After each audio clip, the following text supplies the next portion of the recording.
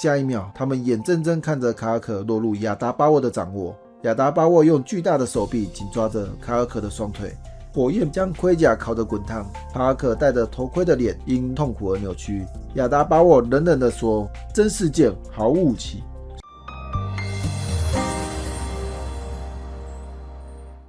嗨，大家好，我是伊曼。最近陪朋友二刷《圣王国篇》剧场版，发现之前的影片有些细节没有提到，所以这次会补充那些遗漏的部分，还有上一集影片底下留言的细节补充。如果你还没有看过电影，想要看娱乐影片，推荐观看伊恩的娱乐解说。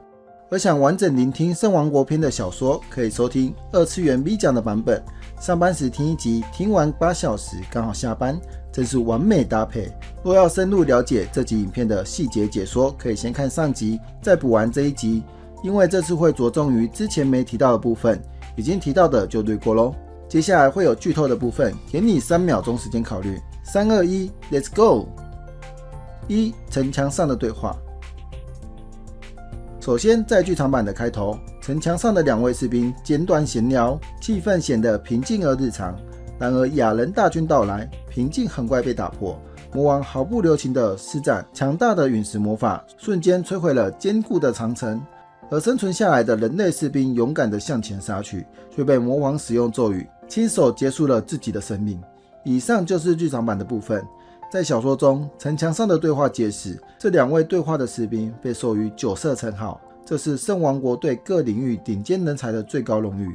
帕维尔·巴拉哈被称为黑色，是一位能射出带有善之力魔法剑的弓箭手。他的剑对带有恶意的亚人有加成伤害。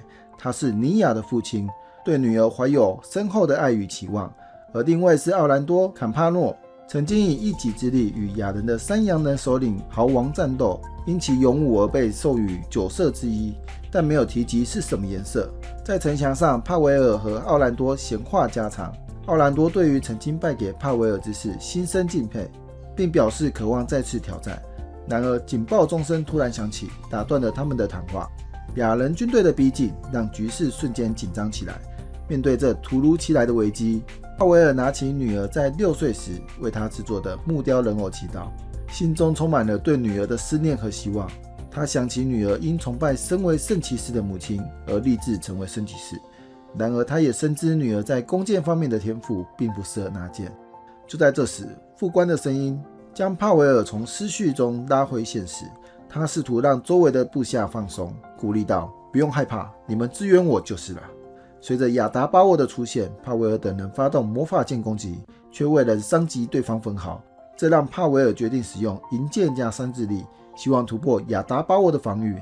然而，亚达巴沃施展出第10位阶魔法陨石坠落，毁灭性的攻击瞬间撕裂天空，将长城炸得支离破碎。帕维尔与士兵无一幸免。奥兰多在袭击的震惊后，从长城上跳下，拔出双剑准备迎战亚达巴沃，但最终被魔王的咒语所控，亲手结束了自己的生命。他的遗体被迪米乌勾斯带走，成为实验的材料，命运不明。2. 圣王女对话 and 使用方式。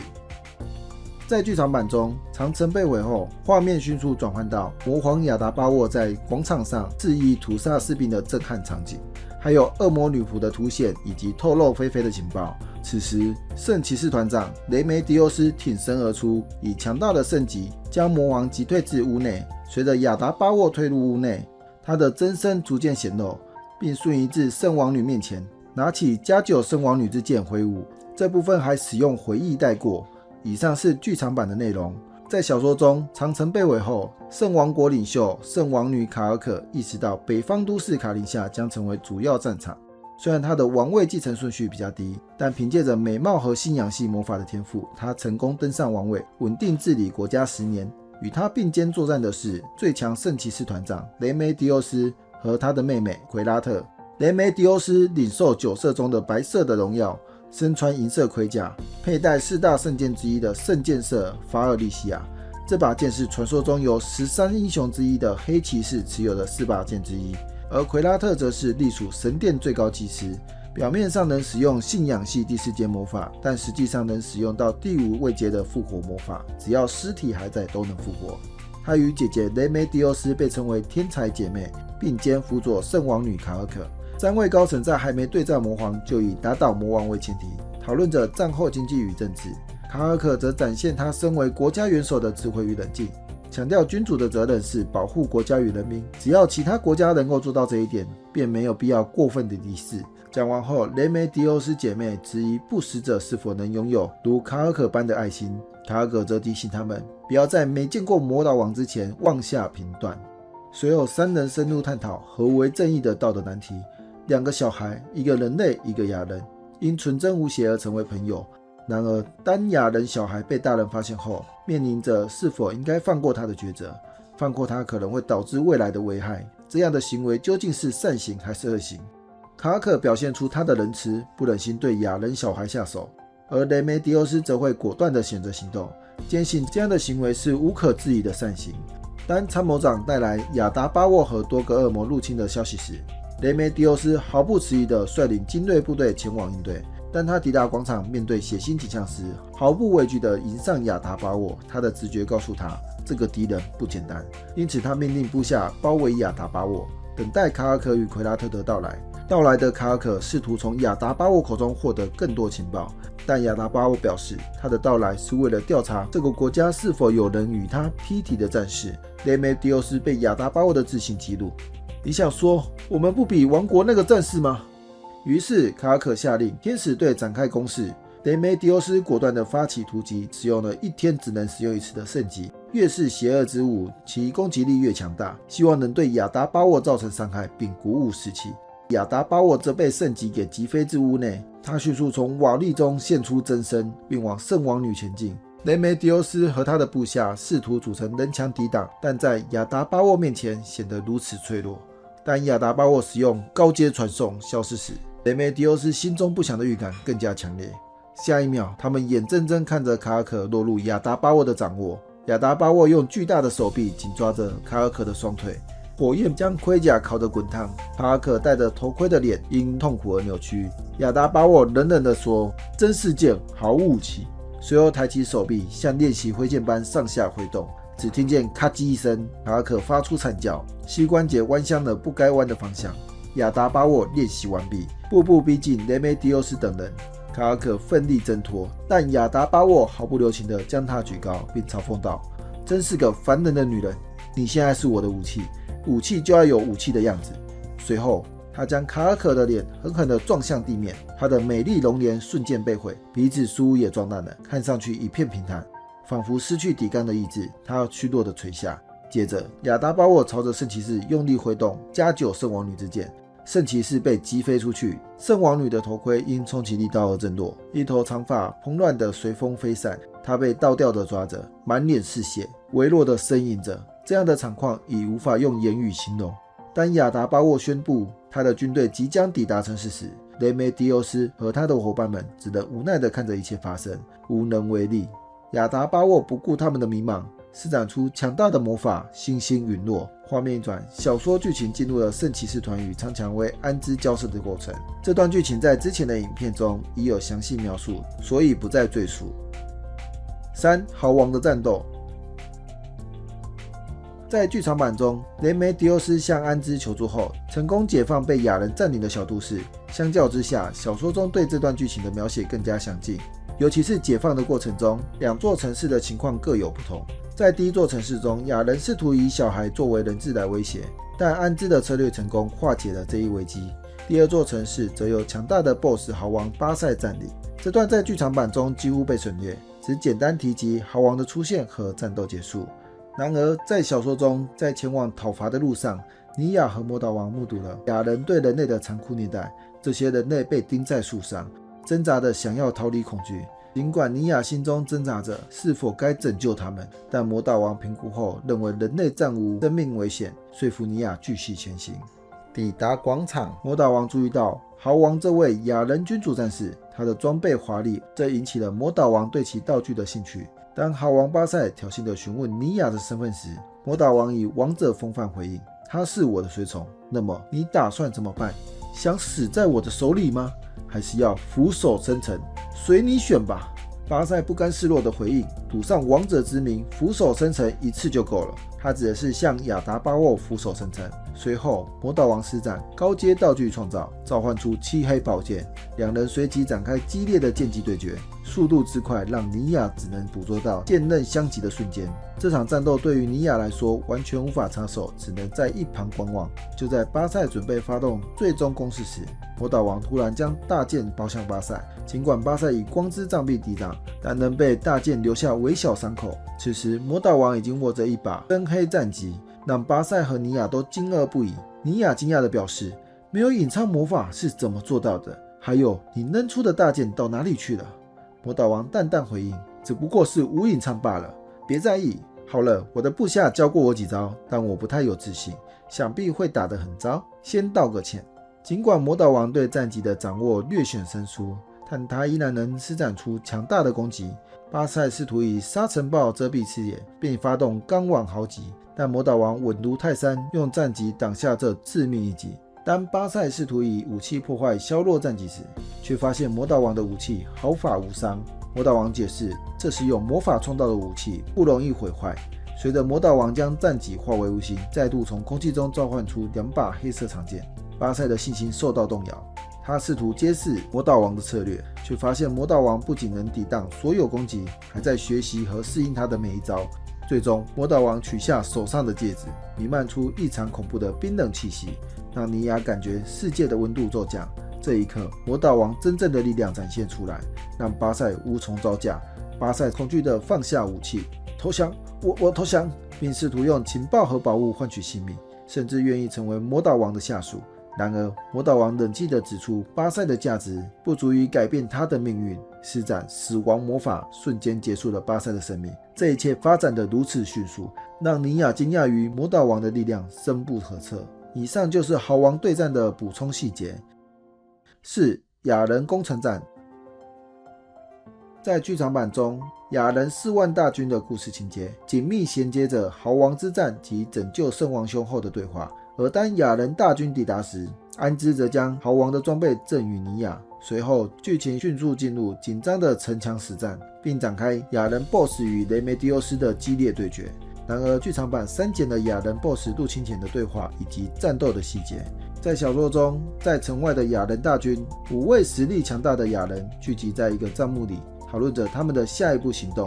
其中一位被称为魔爪的亚人维杰，对于蛇王这位总指挥官的犹豫不决感到不满。大军已经在此驻扎3天，却迟迟未有任何进攻行动，这让急于展现自己实力的维杰感到沮丧。刚继承魔爪这个称号的他，迫不及待想在战争中证明自己的价值。维杰质疑蛇王是否惧怕打败豪王的强者而迟疑不前。他猜测这位强者可能是传闻中的人类母圣骑士雷梅迪欧斯，因此建议立即发起进攻。然而，另一位拥有4臂的魔线人女王拿苏利尼轻妙地嘲笑威杰的年幼无知，让威杰在他的面前显得有些畏缩。蛇王试图调停，并解释亚达巴沃大人的命令是要给人类几天的时间来体会恐惧，这让威杰等人稍微冷静下来，并开始制定具体的攻城计划。最终，他们决定2天后发起攻击，并遵循亚达巴沃的命令，不可赶尽杀绝，要放少部分人逃走。在这2天的等待期间，亚人将圣王国的俘虏带到城墙附近，剥光他们的衣物，并残忍地杀害他们。这些俘虏被毫不犹豫地割断喉咙，随后被肢解食用。特别是那些活生生被吃掉的俘虏，他们的尖叫与内脏被拖出的声音让人毛骨悚然。这样的景象对尼亚的内心造成巨大的冲击。随后，尼亚心情沉重地来到魔导王的房间，报告目前的情况。目睹了亚人的残酷行径，他更加坚定地想要奋战到底。虽然魔导王选择保存魔力以对抗魔皇，而不直接参与战斗，但他的存在本身就给予人类一方莫大的支持。魔导王也被尼亚的一席话触动，拯救弱者、拯救受苦的人们是天经地义的事。为了支持尼亚的决定，他借出了豪王巴塞曾经的装备。此外，他还借出了3件道具：精神防臂之冠、射手护手和治疗项链。这些都将在战斗中助他以臂之力，尤其是治疗项链，只要有魔力，想使用几次治疗魔法都没有限制。但靠尼亚微乎其微的魔力，只能使用1次。上一部影片讲成的魔力药水在这里更正，只能说尼亚不愧是亲女儿啊，这么受照顾啊。魔导王还关心地说：“你不能跟我约定吗？约好会将这些道具还给我。这句话带有你要活着回来的含义，让尼亚感动得泪水盈眶。他感激地回应：谢谢陛下，我一定归还。尼亚心怀感激地离开房间，准备面对接下来的挑战。当亚人大军开始行动时，尼亚专注于自己的职责，不断使用弓箭狙击敌人。当亚人利用人质小孩作为肉盾时，他毫不犹豫地射击，因为这是唯一能阻止敌军前进的方法。他的箭矢精准地贯穿了人质和其背后的亚人，尽管这让他的心灵备受煎熬，但他理解到在生死存亡之际，必须做出最有利于整体的选择。然而，当一颗石头撞上他的身体时，他手上的剑掉落在地，意识到自己因长期使用弓箭而手臂抽筋。他果断地启动项链的3级魔法重伤治疗，虽然魔力迅速消耗，导致轻微的晕眩，但全身的疼痛瞬间消失，他重新获得力量。战况急转直下，亚人因尼亚身穿豪王盔甲而心生畏惧，误以为他是击败豪王的战士，因而不敢轻举妄动。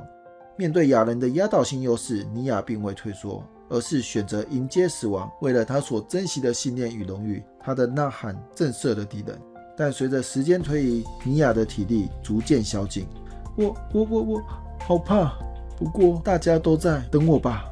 在白色混浊的世界里，尼亚看见了父亲与母亲的笑容，仿佛在迎接他一般。他的肺、心脏、手臂、双腿与大脑都在渴望着休息，但他无法抗拒这份诱惑。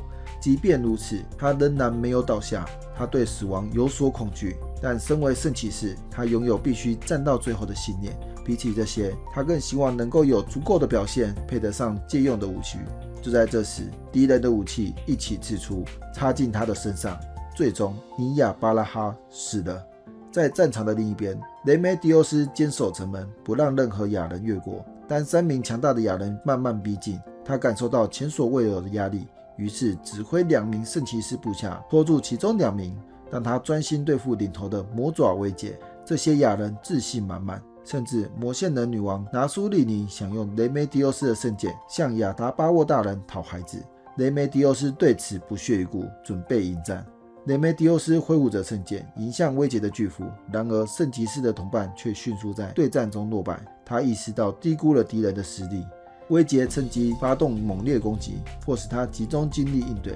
他决定动用圣剑的终极力量圣击，这是一日只能使用1次的强力攻击，却发现对威杰毫无效果。这让他震惊地意识到，威杰并不属于邪恶，只想与强者对战的他，仅是被魔王所逼，迫于无奈才入侵圣王国。就在此时，魔导王安兹出现。尽管雷梅迪欧斯对不死者的出现感到愤怒，他仍将战场交给安兹，带领民兵撤离。安兹面对3名亚人，释放无隐唱化的第8位阶魔法死亡，迅速解决2名亚人。当他对第3名女亚人释放死亡时，却被抵御，这引起了他的警觉。女亚人试图用最强魔法炎冰雷骑士枪反击，但在安兹面前毫无作用。安兹冷静地指出，这是他的杀手锏，随后施以致命一击，说道：时间宝贵，你快点死吧！魔法最强化线段，结束了这场战斗。画面回到死亡的尼亚，在漆黑的世界中，他感到迷惘，但再次睁开眼睛时，看到的是魔导王安兹乌尔宫的身影，宛如黑暗中的光芒。安兹的出现让尼亚感到安心，他使用独特的紫色药水治疗他的伤口。尼亚充满光芒的眼神说出经典台词：我弄懂了，陛下就是正义，魔导王就是正义。当尼亚恢复的差不多，安兹将他交给民兵后，便在空中施展强大的攻击魔法，扫荡入侵都市的亚人。此时他不禁反思先前的决策，懊悔自己在优先顺序上犯的错误，应该先救尼亚而不是雷梅迪欧斯。由于先去救了雷梅迪欧斯，导致他迟了1步才到达尼亚那里，迫使他动用高阶的短杖来复活他。回想起尼亚的反应，安兹感到他对他的崇敬似乎因为复活而变得异常。他担心复活魔法可能对他的精神造成影响，甚至可能导致人性扭曲。最后在确定都市内的安全后，他飞过城市，受到下方加入暗之教的民兵欢呼，安兹才回到纳萨里克，并与迪米乌格斯约在这里会面，确保一切顺利进行。以上就是亚人攻城战的补充细节。5. 鲜血地狱绝土兽人。在剧场版中，亚人攻城战后，紧接着就是魔皇的第一次战斗，安兹既然意外落败，接着就是尼亚西兹的救援战。然而在小说中还有段插曲，当安兹落败的消息传到了帝国时，鲜血帝吉克尼夫在早晨中听到谣言，他心中不禁疑惑，那个聪明绝顶到令人生厌的魔导王陛下，会想出这种谁都能看穿的无聊计策吗？这点令我存疑，说不定背后有着连我都无法看穿的远大阴谋在蠢蠢欲动。不得不说，鲜血帝的猜测真是精准啊！随后在处理完早上的事务后，准备迎接他的新知己绝土兽人里欧诺。这段珍贵的友谊源自于鲜血帝前往拜会魔导王时，在会客室的偶然相遇。随着时间推移，两人因为分享彼此的故事而成为知己。他们因共同的被迫害而感到同病相怜，并对未来可能加入他们行列的新同胞表示同情。不知道又让哪个国家的百姓悲叹呢？6. 小迪的开心农场。在 Overlord 的剧场版中，有一段关于安兹说服被监禁半兽人前往魔导国的片段。这段故事原本在小说中有更多的内容和背景设定。在小说中，魔导王安兹与尼亚来到一个类似拷问室的地方，发现桌上的羊皮纸写着非圣王国的文字。安兹透过翻译眼镜解读，这里是恶魔的实验场。尼亚惊讶地询问：恶魔的实验？魔导王继续描述那些令人毛骨悚然的实验。恶魔会砍下受害者的手臂，尝试接上其他生物的肢体，甚至切开腹部交换内脏。有时他们会在人类与其他生物甚至动物间进行这些实验，并以魔法治愈来观察变化。尼亚愤怒地表示，这简直是令人作呕的疯狂行为。魔导王点头补充，进行这类实验时，受验者必须活着，特别是在查明死因时，他们必须活得够久。说那些受验者仍以开肠破肚的状况活着，这残酷的事实让尼亚脑中一片空白。这个算是小迪第3阶段的实验吧，因为在 Overlord 第2季中，雅尔贝德提到迪米乌戈斯在圣王国进行第一次的羊皮纸实验。这些羊皮纸是从圣王国两角羊身上取得，用于制作魔法卷轴。随着剧情的推进，安兹确认这些皮可以用来制作低阶卷轴，并询问迪米乌戈斯是否能稳定供应。迪米乌戈斯回应已经捕捉到足够的数量。安兹在与迪米乌戈斯的对话中提到，那些野兽叫什么名字？迪米乌戈斯回答，野兽是圣王国两角羊，您觉得成为亚伯利恩羊如何？安兹则表示，我觉得叫山羊不错。最终他们决定将这些生物称为山羊。到了第3季，迪米乌戈斯的第2次实验更加惊人。普基内拉提到，他正在进行亚人种与人类种的交配实验，并描述迪米乌戈斯的温柔，例如在家畜饿肚子时，将双方的小孩烤熟后调换过来，端上餐桌，并强迫吃掉。这种扭曲的行为被解释为考虑家畜感受的温柔行为，甚至计划让塞巴斯带回来的奇亚雷运用其擅长的家庭料理，帮忙料理用来喂养圣王国两角羊的肉馅。而所谓的圣王国两角羊与肉馅，其实是人类、亚人类等双角生物的代称。这是剧情中极为黑暗的设定，残酷地揭示纳萨利克对资源的极端利用方式，无疑是深刻的道德命题。以上是剧场版《圣王国篇》的细节补充，如果对这些内容真感兴趣，建议去阅读完整的小说。最后，我是义麦，下次见。